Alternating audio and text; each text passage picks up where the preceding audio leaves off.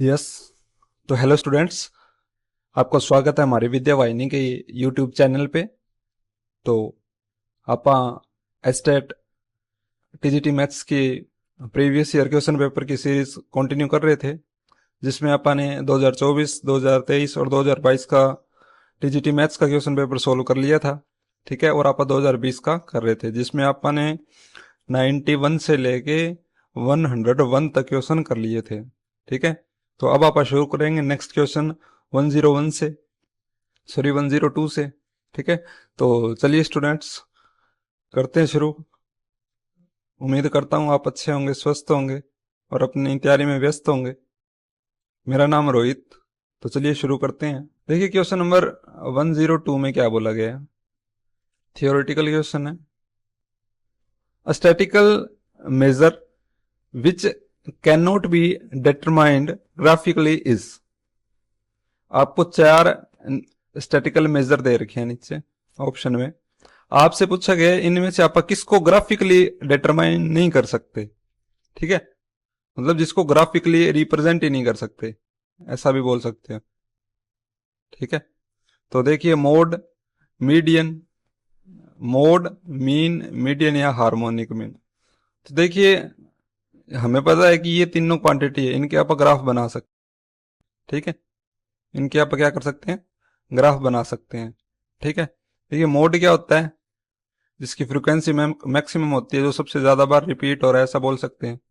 ठीक है, मीन क्या होता है, मीन होता है एवरेज। ठीक है, और मीडियन क्या होता है, मिड वैल्यूज।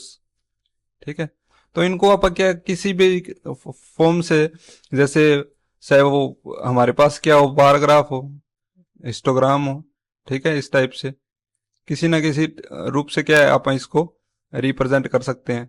ठीक है, जैसे कि ये अपना हो गया 70% हो गया, ये 30% हो गया, सॉरी ये 20% हो गया, ये 10% हो गया। ऐसे करके आप इसमें से ये भी तो पता कर सकते हैं ना कि ये इसका मोड बन जाएगा। ठीक है, तो मतलब मोड, मीन, मीडियन, इन तीनों को आप क्या ग्राफिकली रिप्रेजेंट कर सकते हैं। ठीक है, मीडियन को आप क्या करते हैं, मीडियन को आप कर्व से रिप्रेजेंट करते हैं। ठीक है, हमारे पास कर्व्स होती है। ठीक है, जैसे ओगिव कर्व्स होती है। ठीक है, उनसे आप क्या करते हैं, मीडियन को रिप्रेजेंट करते हैं या पता कर सकते हैं। लेकिन हार्मोनिक मीन है, ठीक है, इसका कोई भी हमारे पास ग्राफिकल रिप्रेजेंटेशन नहीं होता। ठीक है, तो इसलिए हमारा ऑप्शन फोर्थ क्या है, करेक्ट हो जाएगा। थियोरेटिकल क्वेश्चन था। ठीक है, हार्मोनिक मीन को आप ग्राफिकली रिप्रेजेंट नहीं कर सकते हैं। ठीक है, नेक्स्ट चलते हैं क्वेश्चन नंबर 103 पे। 103 में देखिए क्या बोला गया है। In triangle ABC, if 3 times of angle A is equal to 4 times of angle B is equal to 6 time of angle C, then बताइए एंगल ए कितना होगा।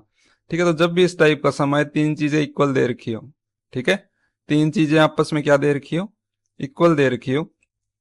ठीक है, तो आपको क्या करना चाहिए, तो आपको क्या करना चाहिए, आप किसी भी कांस्टेंट के इक्वल मान लो, के इक्वल।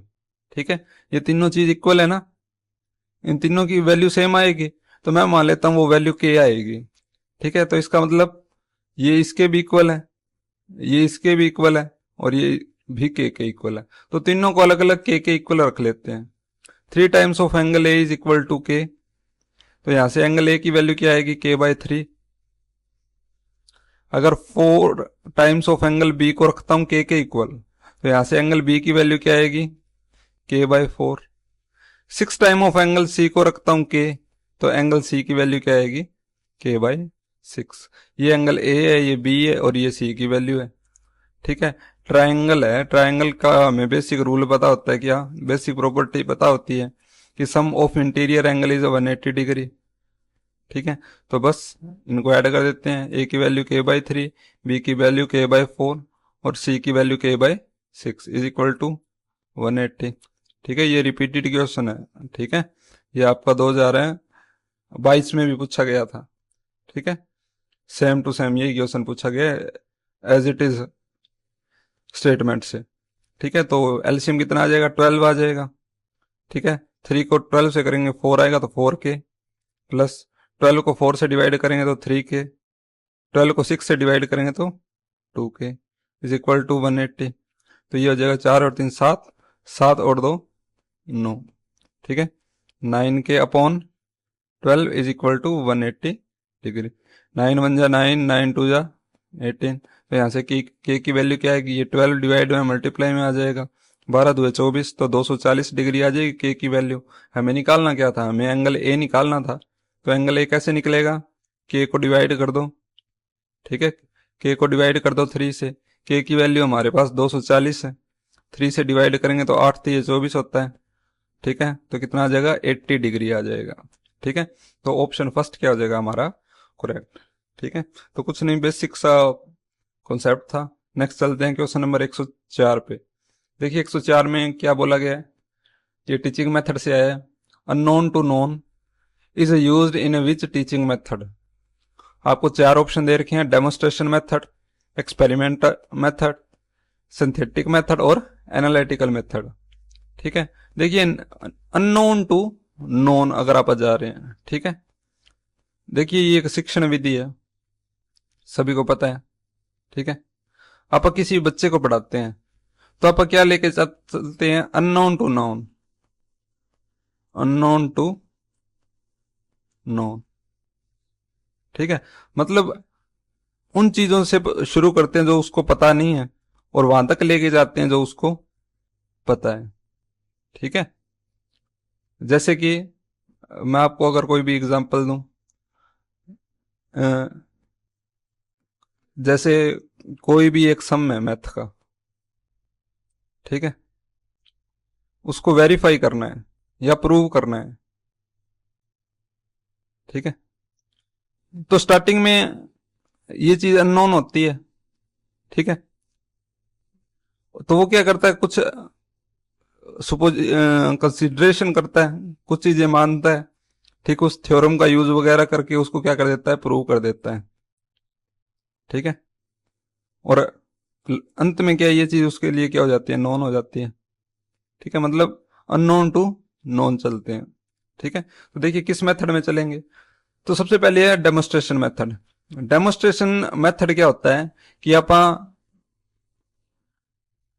प्रदर्शन विधि, यानी कोई न कोई टीचिंग एड हमारे पास होगी, ठीक है, उनका यूज करके आप क्या है, पढ़ाएंगे, ठीक है, जिसमें रियल लाइफ एग्जांपल आ जाते हैं, ठीक है, रियल लाइफ एग्जांपल भी आ जा सकते हैं, ठीक है। मतलब जो आप बेसिक बोलते हैं ना, जो अपने स्कूलों में चलता है, वो सारा डेमोस्ट्रेशन मेथड चलता है, ठीक है।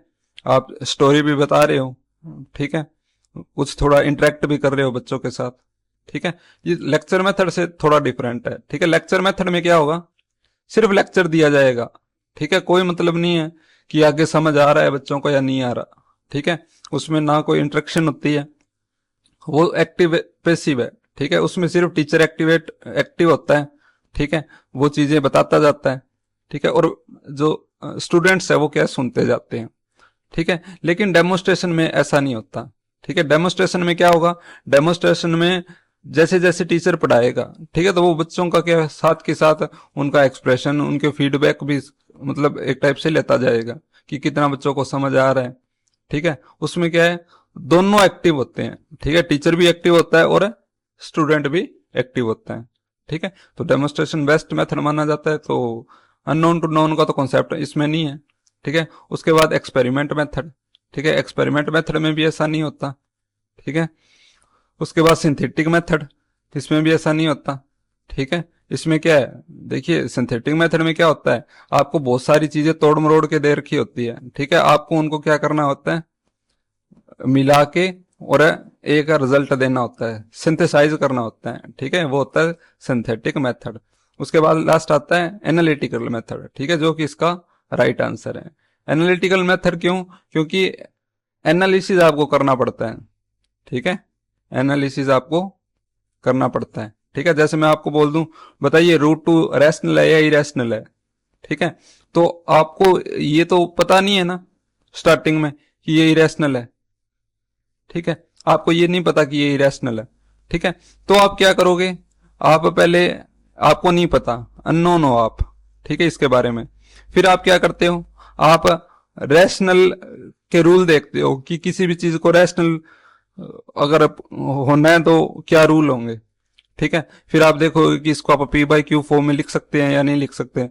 ठीक है, फिर आप कुछ करके देखोगे तब आपको पता लगेगा कि रूट टू है वो नॉन टर्मिनेटिंग है। ठीक है, नॉन रियकरिंग है। ठीक है, तो इससे आपको क्या है, आपने जब इस पे कुछ काम किया तब आपको पता लगा कि ये क्या है, एक इरेशनल है। ठीक है, यानी अब आपको ये जानकारी हो गई है। ठीक है, तो इस टाइप से आप बोलते हैं कि अननोन से नोन आप अगर जाते हैं तो वो कौन सा मेथड होता है, एनालिटिकल मेथड होता है। ठीक है, एक्सपेरिमेंट मेथड में देखिए कोई जरूरी नहीं है। ठीक है, एक्सपेरिमेंट मेथड में कोई जरूरी नहीं है आपके पास कोई वैल्यू अननोन हो। ठीक है, वो आपको पता लग जाए। ठीक है, तो एक्सपेरिमेंट मेथड में ऐसा नहीं होता। नेक्स्ट चलते हैं क्वेश्चन नंबर 105 पे। देखिए 105 में क्या बोला गया है।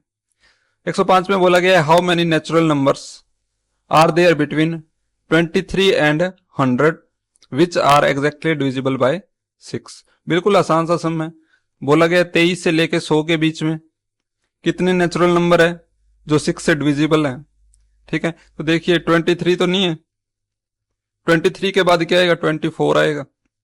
बिल्कुल 6 चौके 24 होता है। उसके बाद डिविजिबल होगा वो 30 होगा, उसके बाद 36 होगा और चलता जाएगा कहां तक, 100। 100 हमें पता है 6 से डिविजिबल नहीं है। 99 बात करें तो 6 कम 6, 6 6 36, 3 फिर बचेगा, यानी कि ये भी नहीं है तो 3 बच रहा है, तो 3 इसमें से माइनस, यानी कि 96 है। वो क्या है, पूरा पूरा डिवाइड होगा किससे, 6 से। मतलब ये हमारी एक एपी बन चुकी है जिसमें ये फर्स्ट टर्म है, इनका डिफरेंस है, डी की वैल्यू 6 है तो हमें एन पता करना है। ये हमें लास्ट टर्म दे रखी है, लास्ट टर्म है 96। ठीक है, फॉर्मूला लिख देता हूं, ए एन किसके इक्वल होता है, A plus N minus 1 D के। तो A N is equal to A की वैल्यू 24 प्लस एन निकालना है एन माइनस 1, डी की वैल्यू कितनी है, 6 है, तो ये आ जाएगा 96 minus 24 is equal to N minus 1 into में 6। ये 6 मल्टीप्लाई में इधर आके डिवाइड में आ जाएगा। ठीक है, तो यहां से कितना बचेगा, 6 में से 4 जाएंगे तो 2 बचेगा। ठीक है, और यहां से 9 में से 2 जाएंगे तो 7 बचेगा अपॉन 6 एन माइनस 1। तो ये कितने पे कैंसिल होगा, 6 कम 6, 6 दुए 12, तो ये माइनस का 1 इधर आके प्लस का 1, तो एन की वैल्यू 12 प्लस 1 13 हो जाएगी। ठीक है, यानी कि 13 नंबर ऐसे होंगे जो 23 से 100 के बीच में 6 से पूरे पूरे डिविजिबल होंगे। ठीक है, तो इस टाइप से आपको ये करना था। नेक्स्ट चलते हैं क्वेश्चन नंबर 106 पे। देखिए 106 में क्या बोला गया, number of diagonal of a polygon having 12 sides. हमारे पास क्या है, हमें पता करना है कि number of diagonal of a polygon having 12 side. ठीक है, हमारे पास एक पॉलीगन है, हमारे पास एक क्या है, पॉलीगन है जिसकी 12 साइड्स हैं। ठीक है, पॉलीगन समझते हो।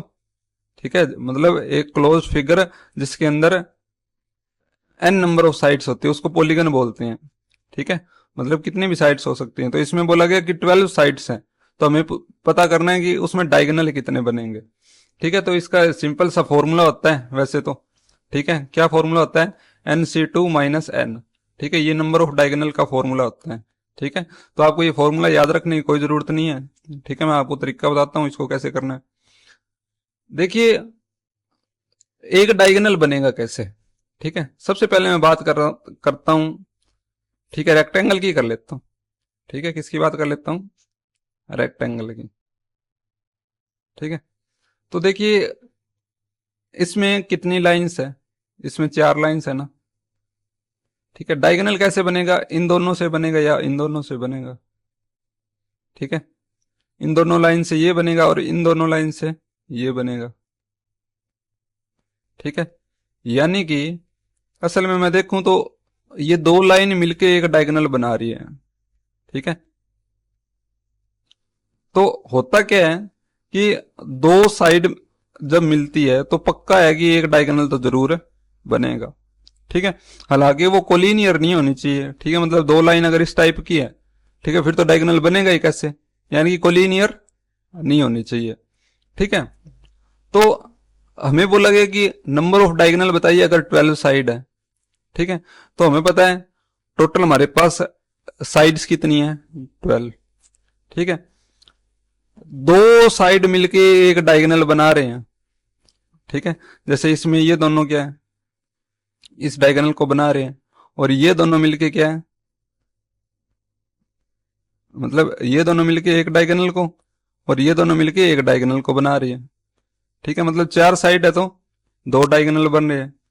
ठीक है, तो देखिए होता क्या है, आप बोलते हैं कि 12 हमारे पास ऑब्जेक्ट है। ठीक है, उनमें से हमें क्या करना है, दो सिलेक्ट करने हैं। ठीक है, एक टाइप का सिलेक्शन ही तो हो गया ना, दो साइड से एक डायगोनल बना, तो वैसे 12 से 12C2 बनेंगे, माइनस नंबर ऑफ साइड्स। ठीक है, 12 माइनस क्यों किए हैं, क्योंकि ये जो 12 साइड्स है, ठीक है, जो इस टाइप से बनी हुई है, ठीक है, सपोज करो जैसे ये ऐसे करके, इसमें कितनी साइड्स हैं, 12 साइड्स हैं ऐसे करके। ठीक है, तो ये 12 साइड है, ये तो डायगोनल में पार्टिसिपेट नहीं करेगी ना खुद। ठीक है, ये सेल्फ है, ये खुद तो डायगोनल नहीं बनाएगी। ठीक है, जैसे ये दो साइड है, ये दो साइड मिलके क्या कर रही है, एक डायगोनल बना रही है, लेकिन ये खुद तो डायगोनल नहीं है ना। ठीक है, इसलिए अपन इनको तो माइनस ही करेंगे, तो इसलिए 12 साइड को क्या कर देते हैं अपन, माइनस। इसलिए नंबर ऑफ डायगोनल का फॉर्मूला क्या होता है, NC2 माइनस एन। तो बस इसको सोल्व कर लेते हैं, तो कितना आएगा, 12 इंटू 11/2 फैक्टोरियल। ठीक है, -12, तो ये 6 बन जा 6, 2 बन जा 2, 2 6 जा 12, तो ये आएगा 66। 66 में से 12 घटाएंगे तो कितना बचेगा, 54 बच जाएगा। ठीक है, तो ऑप्शन बी आपका क्या हो जाएगा, करेक्ट। ठीक है, तो इस टाइप से हमें ये करना था, फॉर्मूला बेस्ड था। ठीक है, लेकिन आप इसको थोड़ा कॉन्सेप्ट से याद रखोगे तो अच्छा रहेगा। ठीक है, नेक्स्ट चलते हैं क्वेश्चन नंबर 107 पे। देखिए 107 में क्या बोला गया, a man boys 2 horses for 1350, he sells one at 6% loss and other at 7.5% gain. Overall, he neither gains nor losses. Find the cost of each horse. देखिए क्या बोला गया, एक व्यक्ति है, उसके पास दो घोड़े हैं जो कि 1350 रुपए के हैं। ठीक है, दो हॉर्सेज है, वो क्या है, 1350 रुपए के हैं। ठीक है, उसने क्या किया, इन दोनों में से इन दोनों को बेचा, एक पे तो 6% का लॉस हुआ और दूसरे पे प्रॉफिट हुआ 7.5% का। ठीक है, ओवरऑल उसे ना तो फायदा हुआ ना नुकसान हुआ। ठीक है, तो बताइए cost price of each horse, एक एक प्रत्येक घोड़े का आपको क्रय मूल्य बताना है। ठीक है, तो देखिए आपको नहीं पता कि इनकी कीमत क्या क्या है। ठीक है, 1350 के दो घोड़े थे, आपको नहीं पता क्या कीमत है, तो मैं मान लेता हूं कि एक घोड़े की कीमत क्या है, एक्स है। ठीक है, एक घोड़े की कीमत क्या है, एक्स। तो दूसरे घोड़े की कीमत क्या होगी, आप बोलोगे सर 1350 है टोटल, तो एक घोड़े की एक्स है तो दूसरे की क्या होगी, 1350 माइनस एक्स होगी। सिंपल सी बात है। ठीक है, एक की आप अगर एक्स रुपीज मानते हो तो दूसरी क्या होगी, 1350 माइनस एक्स, क्यों, दोनों की मिला के कितनी है, 1350 है। ठीक है, तो आपको क्या बोला गया कि ये जो पहला घोड़ा है, ठीक है, इस पे लॉस होता है 6% का, पहले घोड़े पे क्या होता है, 6% का लॉस, और जो दूसरा घोड़ा है उस पे क्या होता है, 7.5% का प्रॉफिट होता है। ठीक है, क्या बोला गया, ओवरऑल ही नाइदर गेन्स नॉर लॉस। ठीक है, ओवरऑल क्या है, जब वो अंत में अपना हिसाब करता है तो उसमें ना तो उसको लॉस होता है ना उसको प्रॉफिट होता है, यानी कि उसने दोनों घोड़ों को कितने में बेच दिया वापस, 1350। देखिए यहां से नुकसान हुआ कुछ, ठीक है, और यहां से कुछ प्रॉफिट हुआ, ओवरऑल देखा तो ना तो प्रॉफिट हुआ ना नुकसान हुआ, यानी कि 1350 की चीज 1350 में बेचेगा तभी होगा ना, ना तो हानि होगा ना लाभ होगा। ठीक है, तो देखिए हमें यही पता करना है कि ईच घोड़े की जो कीमत है वो कितनी है, यानी कि हमें एक्स की वैल्यू ही फाइंड करनी है यहाँ पे। ठीक है, तो देखिए कैसे करेंगे इसको, सबसे पहले देखिए हुआ क्या, आप क्या करते हैं, जो परसेंटेज दे रखी है, ठीक है, उसको सोल्व करके उनकी फ्रैक्शन बना लेते हैं। ठीक है, ताकि हमारा सम क्या थोड़ा आसान हो जाए। ठीक है, तो देखिए 6% की फ्रैक्शन क्या होगी, तो आप इसको क्या लिख सकते हैं, 6/100 लिख सकते हैं, यानी कि 3/50 हो जाएगी फ्रैक्शन। ठीक है, और 7.5% की फ्रैक्शन क्या होगी, ये हो जाएगी 75/1000। ठीक है, तो इसको अगर मैं कैंसिल करता हूं तो 25 या 75, 25 चौके 100 तो 40, तो 30/40 क्या हो जाएगी, इसकी फ्रैक्शन हो जाएगी। ठीक है, देखिए अब आप करते हैं इसको। तो सबसे पहले क्या बोला गया, पहले घोड़े की कीमत क्या है, ₹X है। इस पे होता है लॉस कितने परसेंट का, 6% का, यानी कि 6% की फ्रैक्शन क्या है, 30/50, यानी कि ₹50 कीमत थी। ठीक है, 3/50 का मतलब क्या है, 50 की कीमत थी और 3 का क्या हो गया, लॉस। यानी कि उसने जो घोड़ा बेचा है वो 50 - 3 यानी कि 47/50 में बेचा है। ठीक है, या आप इसको ऐसा भी कर सकते थे कि कीमत थी ₹100, ठीक है, 6% के लॉस पे बेचा है। ठीक है, तो अब कितनी बची है कीमत, 94% बची है। तो 94% का फ्रैक्शन बनाओगे तो ये बनेगा 47/50। तो ऐसा भी कर सकते हो, ऐसा भी कर सकते हो, जितना लॉस होता है उसमें ऊपर वाला माइनस कर दो। ठीक है, फ्रैक्शन में ऊपर वाला माइनस कर देते हैं लॉस में, और प्रॉफिट में क्या करते हैं, ऊपर वाला ऐड कर देते हैं। ठीक है, तो ये तो हुआ जो अपना फर्स्ट हॉर्स था उसका प्राइस। ठीक है, उसके बाद देखिए प्लस सेकंड जो हॉर्स है उसका प्राइस क्या है, 1350 - X। ठीक है, इस पे क्या हुआ है, प्रॉफिट हुआ है। ठीक है, अब हमें पता है 7.5% का अपन ने फ्रैक्शन निकाला है 3/40। तो 3/40 का मतलब क्या है कि 40 का 7.5% क्या होगा, 3 होगा, यानी कि 7.5% का प्रॉफिट हुआ है। इसका मतलब क्या है कि कोई भी चीज 40 की थी उसमें से 3 का प्रॉफिट हो गया, यानी कि ओवरऑल कितना बना, 40 और 3 43 बटे 40 हो जाएगा। ठीक है, इसको आप ऐसा भी समझ सकते हो कि 100% कीमत थी, ठीक है, 7% का गेन हुआ, तो अब कीमत कितनी होगी, 107.5%। ठीक है, इसका आप अगर फ्रैक्शन बनाओगे तो यही बनेगा। ठीक है, इज इक्वल टू, अब देखिए दोनों को, ये दोनों घोड़ों की क्या है, प्राइस हो गया। ठीक है, ये कितना होगा, 1350। ठीक है, कितना होगा, 1350। क्यों, क्योंकि देखिए कोई गेन नहीं हुआ। ठीक है, ना कोई गेन हुआ है, ठीक है, ना कोई हानि हुई है, यानी कि जितना कॉस्ट प्राइस था उतना ही हमारा क्या है, सेलिंग प्राइस है। ठीक है, ये असल में सेलिंग प्राइस है ना, ये भी क्या होगा, कॉस्ट प्राइस का इक्वल ही होगा, नो लॉस नो गेन की कंडीशन है। तो बस इसको सोल्व कर लेते हैं, हमारा आंसर आ जाएगा एक्स की वैल्यू, तो ये आ जाएगा 47/50 X। ठीक है, ये आ जाएगा प्लस का 1350, एक बार मल्टीप्लाई नहीं करेंगे, क्यों, क्योंकि ये चीजें कैंसिल हो जाएगी। ठीक है, तो अब इसके साथ करेंगे तो आएगा माइनस का 43/40X, और यहाँ पे बचेगा 1350। ठीक है, तो कितना आया, अब देखिए आप क्या करते हैं, इन दोनों का एलसीएम लेते हैं। ठीक है, क्यों, दोनों के साथ एक्स लगा हुआ है, तो देखिए 50 और 40 का एलसीएम कितना आ जाएगा, 200 आ जाएगा।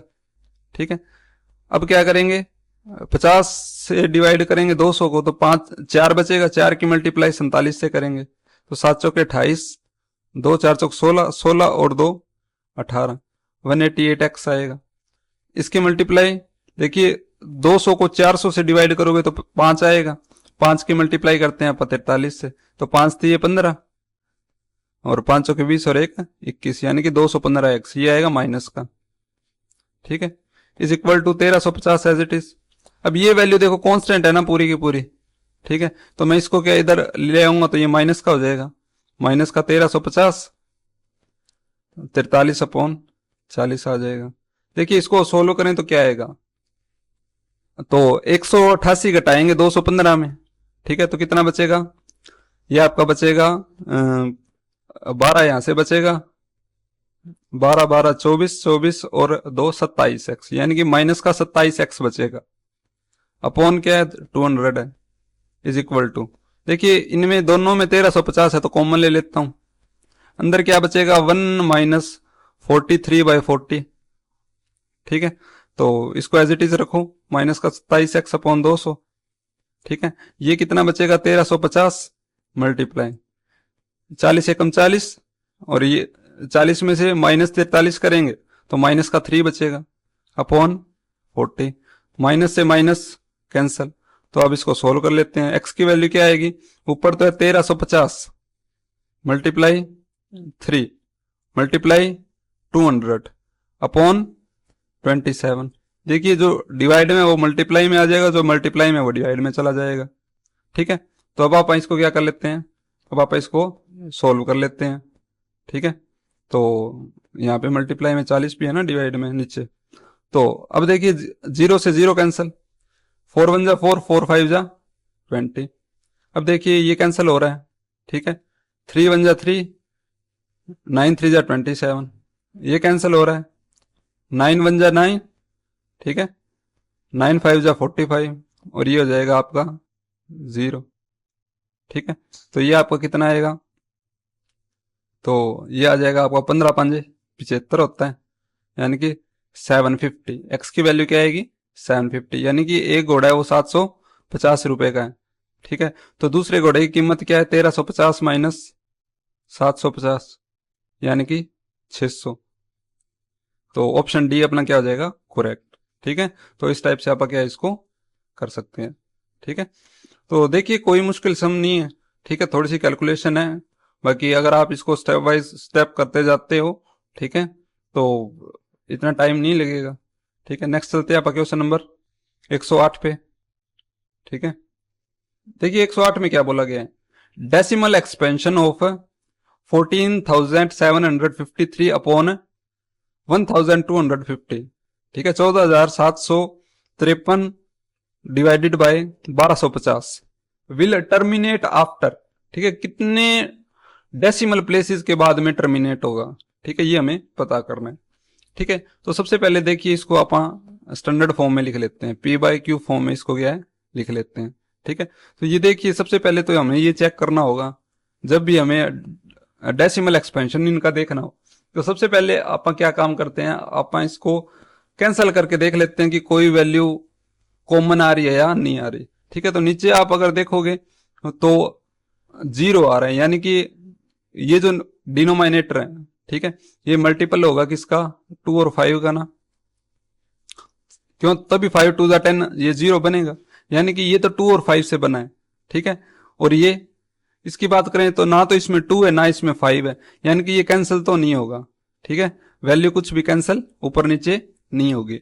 ठीक है, तो देखिए हमें ये पता करना है कि ये टर्मिनेट कितने प्लेसेस के बाद में होगा। ठीक है, तो देखिए जब भी इस टाइप का सम आए तो हमारे पास एक रूल होता है कि अब डिनोमिनेटर चेक करते हैं। ठीक है, डिनोमिनेटर को बनाते हैं 2 और 5 की पावर में। ठीक है, 2 की पावर n बोल देता हूं, 5 की पावर m बोल देता हूं। ठीक है, तो 2 और 5 की पावर में अपन डिनोमिनेटर को चेंज करते हैं। ठीक है, इन m और n में से जो वैल्यू ग्रेटर होगी वो ही आपका आंसर होगा।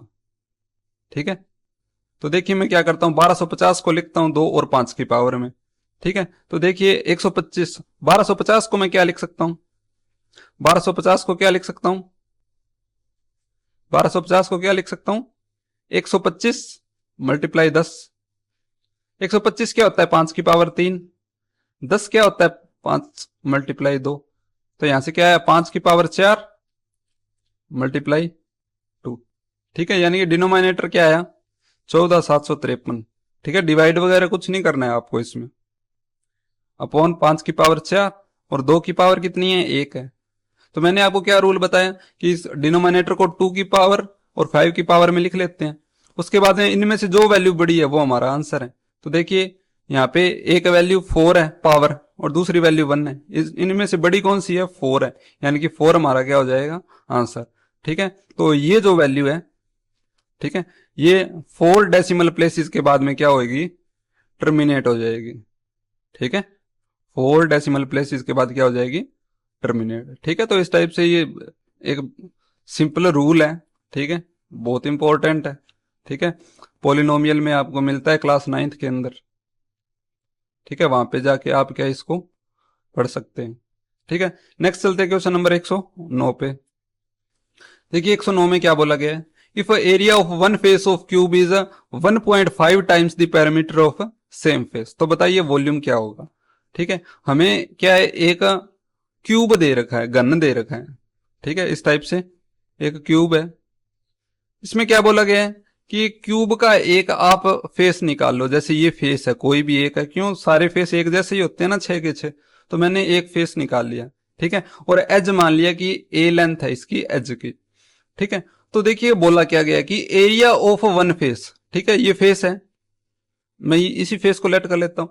क्या बोला गया कि एरिया ऑफ वन फेस, इसका एरिया क्या है, ए स्क्वायर इज 1.5 टाइम्स, 1.5 टाइम है किसका, पेरीमीटर ऑफ सेम फेस, इसी फेस के पेरीमीटर का। तो इसी फेस का पेरीमीटर कितना होगा, ए प्लस ए प्लस ए प्लस ए, यानी कि 4 टाइम्स ऑफ ए, ठीक है। इसी स्टेटमेंट को लिखा है कि ये एरिया है, ठीक है, ये किसके इक्वल है, 1/5 टाइम्स ऑफ पेरीमीटर के, ठीक है, इसी चीज को लिखा है। तो बस इसको सोल्व करते हैं, यहां से ए निकाल लेते हैं। तो देखिए ए स्क्वायर इज इक्वल टू 15 चौके 60 होता है, तो एक डेसिमल लगा हुआ है तो 6 आ जाएगा, ठीक है, इंटू ए, एक ए से एक ए कैंसिल हो जाएगा, तो ए की वैल्यू क्या आ जाएगी, 6, यानी कि एज कितनी है, 6। पूछा गया वॉल्यूम ऑफ क्यूब, तो वॉल्यूम ऑफ क्यूब क्या होता है, ए क्यूब होता है, यानी कि 6 मल्टीप्लाई 6 मल्टीप्लाई 6, तो 6 की पावर 3 क्या होता है, 216 होता है। तो ऑप्शन सी क्या हो जाएगा, करेक्ट हो जाएगा, ठीक है। तो इस टाइप से हमें ये करना था। नेक्स्ट चलते हैं क्वेश्चन नंबर 110 पे। देखिए 110 में क्या बोला गया है, डिस्टेंस बिटवीन पैरेलल लाइंस, ठीक है, आपको दो पैरेलल लाइन दे रखी है, उनके बीच की डिस्टेंस पता करनी है, ठीक है। तो देखिए सबसे भी आपको ऐसा सम आएगा तो आपको दो इक्वेशन दी जाएगी, ठीक है, जैसे कि इस सम में दे रखी है, ठीक है। और पैरेलल लाइंस दे रखी है, तो पैरेलल लाइंस का मतलब एक्स और वाई का कोफिशिएंट है वो प्रोपोर्शन में होगा, ठीक है। प्रोपोर्शन का मतलब जैसे आप यहाँ पे देख सकते हो, यहाँ पे 2x है तो यहाँ पे इसका 3 गुना 6x है, यहाँ पे y का कोफिशिएंट 1 है, यहाँ पे y का कोफिशिएंट इसका 3 टाइम्स है, ठीक है। तो आपको क्या करना है, इसको पहले स्टैंडर्ड फॉर्म में लिख लेना है, ठीक है। सबसे पहले x लिखो, जैसे कि मैं क्या करता हूं, पहले इस इक्वेशन को लिख लेता हूं। कैसे लिखूंगा, ये आ जाएगा 2x, ये प्लस का y है, इधर आके माइनस का y, प्लस 4 इक्वल टू 0, ठीक है। अब मैं क्या करता हूं, इसको राइट कर लेता हूं, ठीक है। x का कोफिशिएंट हो सके तो पॉजिटिव रखें, ठीक है, ये दोनों वैल्यू प्लस की इधर आके माइनस की हो जाएगी, 3y माइनस 5, ठीक है, इज इक्वल टू 0, ठीक है। अब देखिए ये दोनों लाइन क्या है, पैरेलल है, ठीक है। अब मैं क्या करता हूं, इसको 3 से डिवाइड करना है हमें, ठीक है, क्यों, ये इसका 3 गुना है ना, आप देखो 2 3 6, 1 मल्टीप्लाई 3 करोगे तो ये 3 आएगा, मतलब x और y का कोफिशिएंट इसका क्या है, 3 गुना है। तो मैं क्या करता हूं, इसको 3 से डिवाइड करता हूं, तो इसको भी 3 से डिवाइड करो, इसको 3 से डिवाइड करो, इसको 3 से डिवाइड करो, इसको 3 से डिवाइड करो, ठीक है। तो देखो जो काम आप लेफ्ट में करते हैं वो काम राइट में भी करना होता है। तो ये आ जाएगा, कैंसिल करेंगे तो 2x आ जाएगा, ठीक है, ये कैंसिल होके माइनस का y बचेगा और ये बचेगा -5/3 इज इक्वल टू 0 को किसी से डिवाइड करो 0 ही आ जाता। अब ये स्टैंडर्ड फॉर्म है, ठीक है। देखिए पैरेलल लाइन की कंडीशन क्या होती है, पैरेलल लाइंस होती क्या है, पैरेलल लाइंस अगर दो लाइन पैरेलल हैं तो उनका x का और y का कोफिशिएंट है, ठीक है। अगर दो पैरेलल लाइंस है तो उनका x और y का कोफिशिएंट हमेशा क्या रहता है, सेम रहता है। सिर्फ ये जो c होता है ना, कांस्टेंट होता है, ये डिफरेंट होता है। तो इसमें भी आप देख सकते हो, ठीक है, यहाँ पे 2x है, यहाँ पे भी 2x है, यहाँ पे माइनस का y है, यहाँ पे भी माइनस का y है, सिर्फ ये जो लास्ट टर्म होती है ना कांस्टेंट, ये डिफरेंट होती है, ठीक है, जिसको आप इसमें C1 बोलते हैं, इसको क्या बोलते हैं, C2 बोलते हैं। तो बस अब हमें डिस्टेंस निकालना है, तो डिस्टेंस का फॉर्मूला क्या होता है, C1 minus C2 upon square root of a square plus b square का मॉडुलस, ठीक है। अब ये a और b क्या है, देखिए दोनों में x का कोफिशिएंट सेम है, तो x के कोफिशिएंट को आप बोलते हैं a, y का कोफिशिएंट भी सेम है तो y के कोफिशिएंट को आप बोलते हैं b, ठीक है। और कांस्टेंट जो होते हैं वो होते हैं c, ठीक है।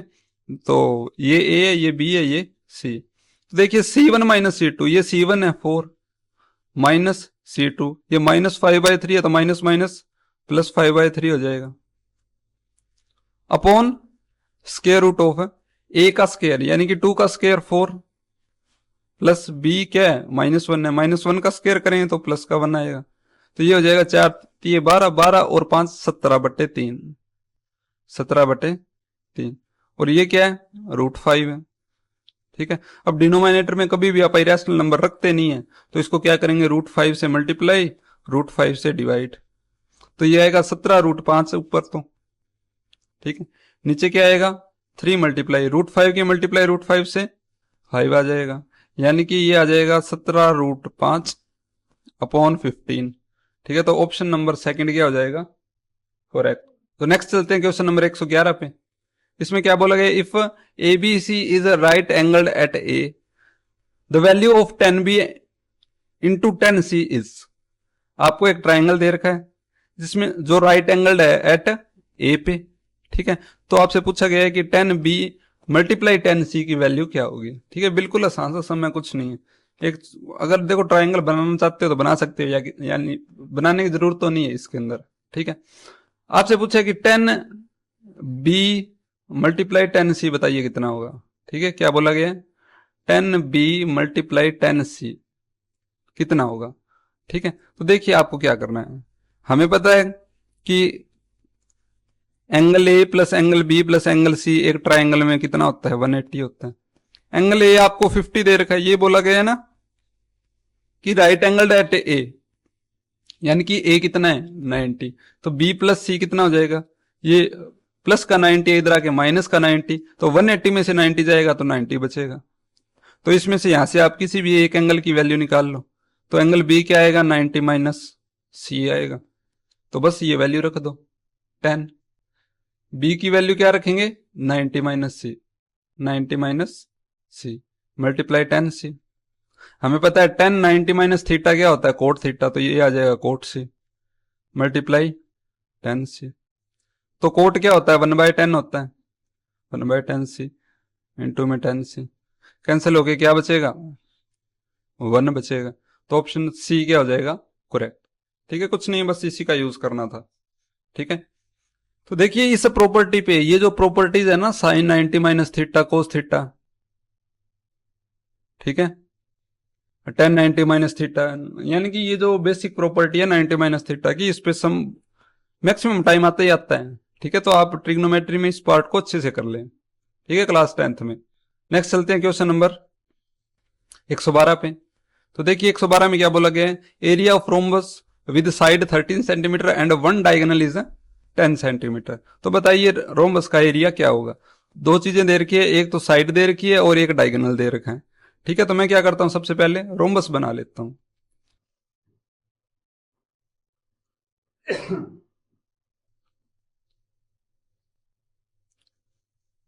तो देखिए मैं क्या कर लेता हूं, रोम्बस बना लेता हूं, ठीक है।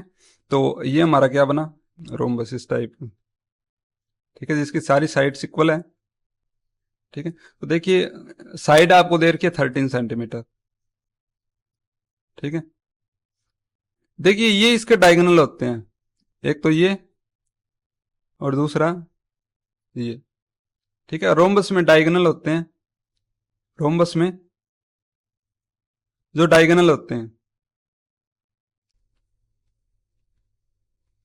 ठीक है, वो क्या करते हैं, बाइसेक्ट करते हैं ना, क्या करते हैं, बाइसेक्ट करते हैं, ठीक है। और अनइक्वल होते हैं, ये भी बात आपको पता होनी चाहिए, ठीक है। इक्वल नहीं होते कभी भी, ठीक है। स्क्वायर में इक्वल होते हैं डायगोनल, लेकिन इसमें इक्वल नहीं होते। तो देखिए मैं मान लेता हूं ये पूरा डायगोनल 10 सेंटीमीटर है, तो बाइसेक्ट करेगा तो ये इतना क्या होगा हमारा, ये वैल्यू क्या होगी, ये 5 सेंटीमीटर होगी ना। और हमें पता है कि जो डायगोनल है वो परपेंडिकुलर भी होते हैं, यानी कि ये एंगल कितना होगा, 90 डिग्री। तो देखिए 90 डिग्री है तो मैं क्या कर सकता हूं, अगर इस ट्रायंगल की बात करूं 90 डिग्री है तो मैं इस पे क्या लगा सकता हूं, मैं इस पे लगा सकता हूं पाइथागोरस थ्योरम, यानी कि ये एच है, ये बेस है, तो परपेंडिकुलर कितना होगा, हमें पता है 5 12 13 का क्या बनता है, ट्रिपलेट। तो पाइथागोरस से अगर करता हूं 13 का स्क्वायर 169 माइनस 5 का स्क्वायर 25, तो ये आएगा स्क्वायर रूट ऑफ 144, जो कि क्या होता है 12 होता है, यानी कि ये साइड 12 बाई। अब देखिए हमें पता है क्या कि ये 5 है तो ये भी 5 है, ये 12 है तो ये भी 12 है। तो आपको डायगोनल पता लगे कि एक डायगोनल है उसकी तो लेंथ है 10 सेंटीमीटर जो दे भी रखी थी, और दूसरा डायगोनल है उसकी हमें पता चल चुकी है कि 12 और 12 24 होते हैं, ठीक है। बस अब हमें क्या करना है, हमें एरिया लगाना है। ठीक है, हमें पता है एरिया ऑफ रोम्बस का एक फॉर्मूला पढ़ा था आपने, क्या, कि 1/2 d1 d2। ठीक है, तो 1/2 d1 की वैल्यू क्या है, 10 है, d2 की वैल्यू 24 है। कैंसिल करते हैं तो 12 दूए 24 होता है, 12 को 10 से करेंगे तो 120 आता है। ठीक है, तो ऑप्शन आपका डी करेक्ट हो जाएगा। ठीक है, इसको आप याद रखो, एरिया ऑफ रोम्बस कितना होता है, 1/2 d1 इंटू में d2 होता है। ठीक है, तो ऐसे करना था, कुछ नहीं, बिल्कुल आसान सा सम है। ठीक है, तो आपको ये जरूर याद, ये चीज आपको जरूर पता होना चाहिए कि जो रोम्बस के अंदर जो ट्रायंगल बन रहे हैं वो राइट एंगल ट्रायंगल बनते हैं। ये चार चार ट्रायंगल बन रहे हैं ना, ये चारों कैसे बनते हैं, ये चारों राइट एंगल ट्रायंगल बनते हैं। ठीक है, तो आप इसको क्या है, इस टाइप से कर सकते थे। ठीक है, बाकी देखिए आपको राइट एंगल का फॉर्मूला, अगर देखिए आपको एरिया ऑफ रोम्बस का फॉर्मूला नहीं पता, तो आपको पता है कि इसमें 4 राइट एंगल ट्रायंगल है, तो देखिए 4 कर लो मल्टीप्लाई, राइट एंगल ट्रायंगल का एरिया कैसे निकालते हो, 1/2 बेस इंटू में हाइट। ठीक है, बेस कितना है, एक ट्रायंगल को मानोगे तो बेस 5 मान लो, तो हाइट कितनी हो जाएगी, 12 हो जाएगी। तो अब बस 2 6 12, तो ये कितना हो जाएगा, 5 के 20, 20 6 120, तो ऐसे भी निकाल सकते हो। ठीक है, 4 times of area of right angle triangle, ऐसे करके भी निकाल सकते हो। ठीक है, तो देखिए दोनों तरीके हैं आपके पास, दोनों मैंने बता दिए हैं, जो आपको अच्छा लगे आप उसको याद रख सकते हो। ठीक है, नेक्स्ट चलते हैं क्वेश्चन नंबर 113 पे। देखिए 113 में क्या बोला गया है, if A0 0B 1 1 are collinear, तो वैल्यू बताइए इसकी क्या होगी। देखिए जब भी आपको वर्टिसेस दे रखी हो, तीन तीन वर्टिसेस दे रखी हो, ठीक है, और आपको बोला गया हो कि ये कोलिनियर है, ठीक है, तो देखिए कोलिनियर वैसे तो आप क्या करते हैं, अगर पॉइंट है मेरे पास, ठीक है, ए बी और सी, ठीक है, ए बी सी कोलिनियर कब होते हैं, जब अगर मैं A B plus B C करूं तो ये ए सी के इक्वल है, या ए सी प्लस बी सी करूं तो ए बी के इक्वल है। ठीक है, यानी कि मेरे पास अगर तीन डिस्टेंस बन रही है ना, इसमें तीन पॉइंट से कोई भी दो को ऐड करूं तो तीसरा आना चाहिए। ठीक है, पाइथागोरस नहीं लगाना है, सिंपल ऐड करना है। ठीक है, कोई सिंपल दो को ऐड करो तो तीसरा आना चाहिए। इससे क्या पता लगेगा कि ये कोलिनियर है। कोलिनियर का मतलब जैसे ए बी सी, ठीक है, ये ए बी है, ठीक है, ये बी सी है, ठीक है, और ये सी है, कुछ इस टाइप का, मतलब तीन है। ठीक है, कोई दो को जोड़े तो तीसरे के इक्वल आना चाहिए, तभी कोलिनियर हो गए ना। ठीक है, तभी क्या होंगे, कोलिनियर होंगे। ठीक है, जैसे कि ये ए है, ये बी है, ये सी है, तो A B plus B C करूं तो क्या आना चाहिए, ए सी आना चाहिए, तब तीनों कोलिनियर होंगे। ठीक है, तो देखिए आपको ये कॉन्सेप्ट नहीं लगाना है, ये क्लास 10th का है। ठीक है, और ये आपके लिए टाइम भी नहीं बचाएगा। ठीक है, तो आपको क्या करना चाहिए, आपको करना ये चाहिए क्या, कि आप इसको थोड़ा जल्दी सोल्व कर पाओ। तो इसका एक तरीका और होता है क्या, कि अगर हमारे पास क्या है, एक 3/3 का डिटर्मिनेंट है, ठीक है, एक 3/3 का क्या है हमारे पास है, डिटर्मिनेंट है। हमारे पास एक 3/3 का क्या है, डिटर्मिनेंट है। ठीक है, ये A B C D E F G H I, जैसे ये डिटर्मिनेंट है। अगर ये जीरो हो जाता है तो आप क्या बोलते हैं कि ये वर्टिसेस है वो हमारे क्या है, कोलिनियर है। ठीक है, ये सीधा फॉर्मूला होता है कि अगर किसी भी चीज का डिटर्मिनेंट अगर जीरो है तो वो कोलिनियर होंगे। ठीक है, तो देखिए इनको आप कैसे लिखोगे, ए 0 0 बी 1 1। ठीक है, अब आप बोलोगे सर इस लाइन में क्या लिखें, कुछ नहीं, 1 1 1 लिख दो, कुछ नहीं दे रखा तो। ठीक है, तो ये हमारे क्या है, डिटर्मिनेंट बन गया। अगर ये कोलिनियर है तो इसकी वैल्यू क्या आनी चाहिए, जीरो। तो देखिए डिटर्मिनेंट को कैसे सोल्व करते हैं, सबसे पहले ए, उसके बाद बी की मल्टीप्लाई 1 से तो बी आ जाएगा, -1 की मल्टीप्लाई 1 से तो -1, प्लस, देखिए वैसे तो माइनस आता है यहाँ पे, अब जीरो है, ठीक है, फिर इसको लिखते हैं, अब जीरो है तो ये तो पूरी वैल्यू जीरो हो जाएगी, तो इसको लिखने की जरूरत नहीं है। उसके बाद +1 आया, तो अब देखिए इस रो को छोड़ो, इस कॉलम को छोड़ो, इनकी मल्टीप्लाई करनी है, 0 - बी। ठीक है, तो ये क्या आया, देखिए मल्टीप्लाई करते हैं, ए बी -ए, ये तो पूरा जीरो हो गया। 1 की 0 से करेंगे तो 0 आएगा, फिर 1 की -b से करेंगे तो -b। इसकी वैल्यू किसके इक्वल होनी चाहिए? 0 के इक्वल होनी चाहिए। सिंपल बात है। तो देखिए अब हमें क्या करना है, इन दोनों, ये दोनों माइनस के इधर आके प्लस के हो जाएंगे। A B is equal to A plus B. हमें वैल्यू किसकी चाहिए? A plus B upon A B की। यानी कि ये ए बी इधर 1 के मल्टीप्लाई में है, इधर आके डिवाइड में, यानी कि 1 is equal to A plus B upon A B. ठीक है, तो यहां से हमारे पास ये वैल्यू आ जाएगी, यही पूछे थे, तो इसकी वैल्यू सी, ऑप्शन सी क्या हो जाएगा? करेक्ट, वैल्यू आ जाएगी 1। ठीक है, तो देखिए इसको आप इस टाइप से कर सकते थे। ठीक है, तो आपको क्या करना है, आपको डिटर्मिनेंट मेथड यूज करना है जब भी आपको कोलिनियर का कॉन्सेप्ट मिले। ठीक है, देखिए ये भी क्यों होता है, डिटर्मिनेंट अगर 0 है तो कोलिनियर ही क्यों होता है? देखिए हमारे पास अगर वर्टिसेस हैं, उनका अगर आप डिटर्मिनेंट लेते हैं तो वो देता है हमें एरिया ऑफ ट्रायंगल बोल दो, या एरिया ऑफ पैरेललोग्राम या क्वाड्रिलेटरल बोल दो। ठीक है, एरिया देता है, सिंपल सी बात है। ठीक है, जैसे कि अगर सिंपल जो डिटर्मिनेंट है वो हमें एरिया ऑफ पैरेललोग्राम देता है, और 1/2 कर देता हूं तो एरिया ऑफ ट्रायंगल दे देता है। ठीक है, तो आपको याद ये रखना है कि ये हमें एरिया देता है। अगर आपको पॉइंट्स को लीनियर मिलेंगे, ठीक है, जैसे ये तीनों पॉइंट है, ठीक है, ये कोलिनियर है, एक ही लाइन के अंदर है, तो इनसे जो फिगर बनेगा उसका एरिया क्या होगा? कोई फिगर नहीं बना है, यानी कि एरिया 0, एरिया 0 है। तो यहाँ पे अगर ये 0 आ जाता है तो क्या पता लगेगा कि ये जो पॉइंट है, ठीक है, इनसे कोई फिगर नहीं बन रहा। तो फिगर कब नहीं बनता है? फिगर तब नहीं बनता जब तीनों पॉइंट एक लाइन में हो।